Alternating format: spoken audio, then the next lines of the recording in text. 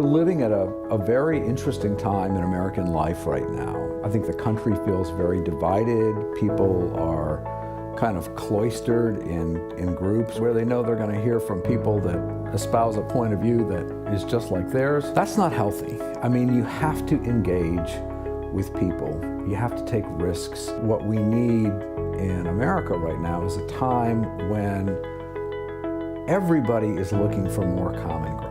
But it's so important for people to sit down and engage and talk with one another and exchange views and learn how to listen. We only talk to the people that may share our beliefs. What questions are we asking each other to generate conversation? And sometimes we're not getting past the surface. Everybody has a story to share, but nobody wants to put that story out there first. And so if we start to be thoughtful in the questions that we ask, not just about where we're doing well, but about where we haven't done well, allows us to get at our authentic selves and allows us to access other people's authentic selves. When people are authentic, you're gonna realize everyone's not happy all the time. There's a lot of pressures in this world that it makes it all the more difficult for people to really be authentic and be true. It creates fear in people. It makes people hide their true self and show a different side of them, or just a small portion of themselves. These two words, failure and resiliency, are most evident with people that are driven, are successful, or will eventually end up being successful or are successful at the moment as well.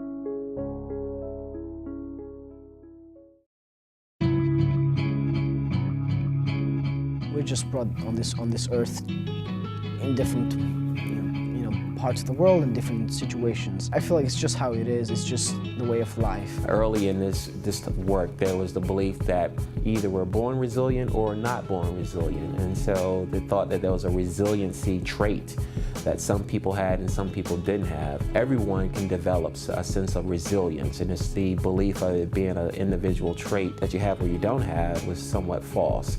I'm from the poorest district in Nepal. So it's a district where majority of the place doesn't have roads, no transportation, no electricity, no water resources. So if you want to cook, you want to get some water for the toilet, you have to go to a river or to the communal tap. When I wanted to go to school, I had to walk 2 hours each day to school and back. I was very sick and I had worms in my stomach. We don't have hospitals in my district. Imagine having the entire North Carolina having one hospital. That's how it was. So obviously my family went to the local priest doctors or witch doctors. That didn't help. So eventually I was sent to the capital, to Kathmandu, for two purposes. One was because I was sick. Two was to get an education. From that individual resilience became thoughts of what were the, not just factors, but the processes in place that allowed people to experience some adversities and come out stronger. My uncle flew me to the capital. So walked 9 hours with my family, flew to another district, flew from there to the capital, and then I was in the capital city and I went to the school there. I was in boarding school with kids that had similar stories like me, or even like some kids had a tougher life than I did. Everybody has their own life. Everybody has their own story. And nobody's struggle is bigger than the other person's. People may have had emotional traumas, people may have had small setbacks, depressions, so it's always different. Part of this resilience development is your belief system, having a sense of hope, optimism. Included within that belief system is a sense of making meaning of adversity.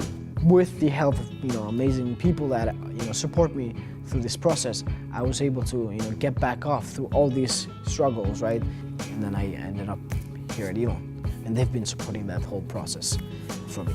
Without resiliency, you get beat down and you stay down. You need to be able to, in any profession, in any career, in any life, you need to be able to get back onto 2 feet. This idea that there's a bunch of challenges, I think it's upon us to not necessarily be weighed down by those challenges and just accept that they happen. Rather, accept that they happen, but then push past it. What can we do in order to overcome those obstacles that once held us back? You have to have an attitude to say, but I'm going to keep moving on and going forward, and I'm going to be able to adapt and be resilient for that next time, because there's always going to be that next time.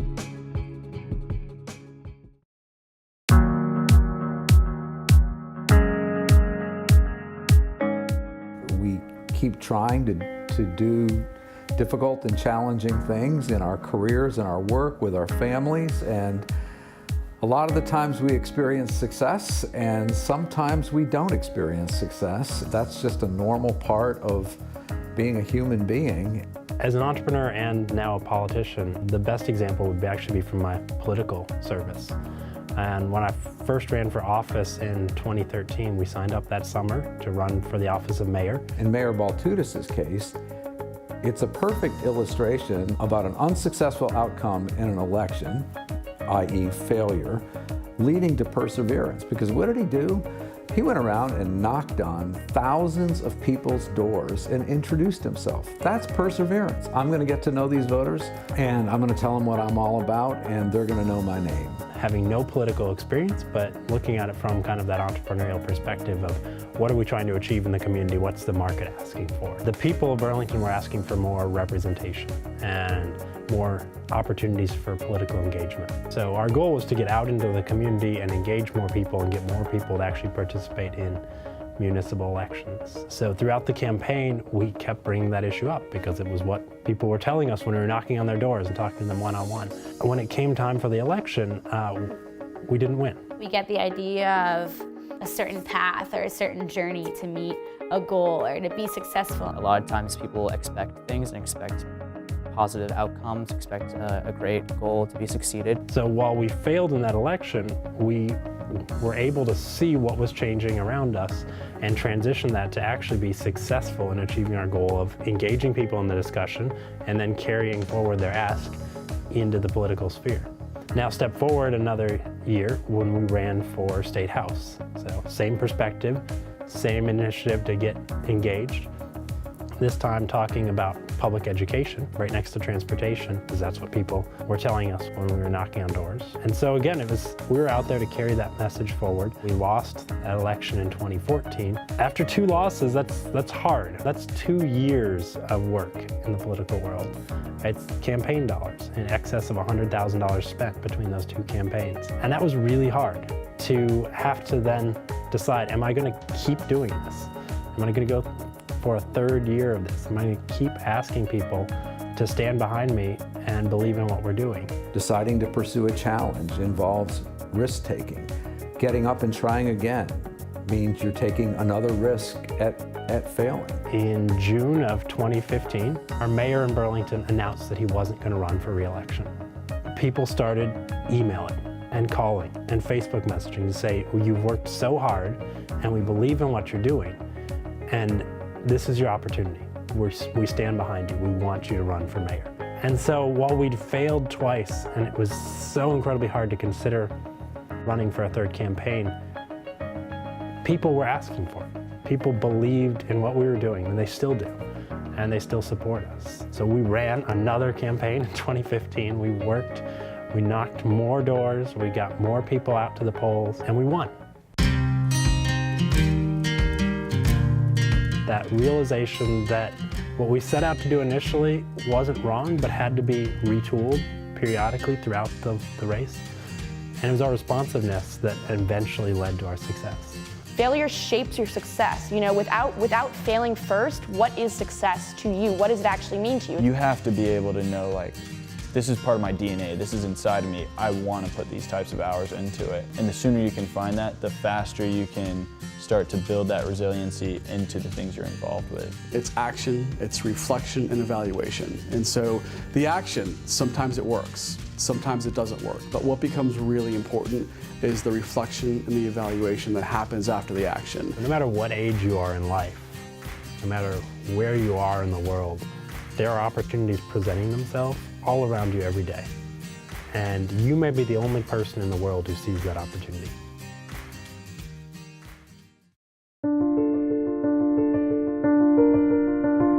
What does it mean for me to be an active citizen? And that may mean putting myself out there and taking some risks and failing. But you take a look at the bigger picture and that there's a lot of talent. These are the kinds of folks I want running the nation that I live in. Recognizing this intrinsic passion that we all share and finding ways that no matter what happens to you, you can still get to those goals that you set out in the first place. Failure is just information. And it's an opportunity to learn. And it's an opportunity to learn about what you're doing and to learn about what you want to do and to learn about how to become the person you want to be. If you learn how to channel failure into motivation, then you can get past any challenge that comes your way.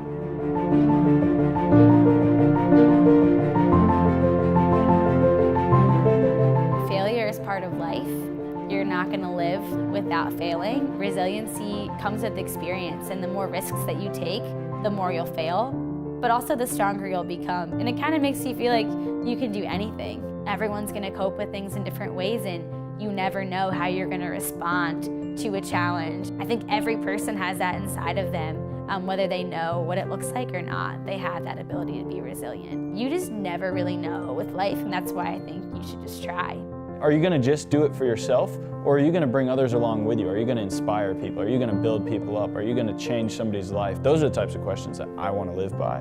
Are you going to make a difference? Are you going to change the world? Are you going to change your community, your family, your life? Everybody has the opportunity to do it, no matter where they are. No matter how simple or mundane that opportunity may seem, it can make all the difference in the world if they have that realization that they can be the leader there. Then success is naturally going to happen again and again and again. It's a very complex thing because first you have to be able to, be comfortable with who you are. Eventually, if you figure out who you really truly are, if you really figure out what your purpose in life is, if you really are able to be authentic, then you can be successful. You are never going to be in a situation where failing is going to feel good. And the people that you can feel their eyes on you, and they're looking at you and they see that you've done it wrong. You'll feel judgment, whether it's there or not. You'll feel the embarrassment. You'll feel all these different things.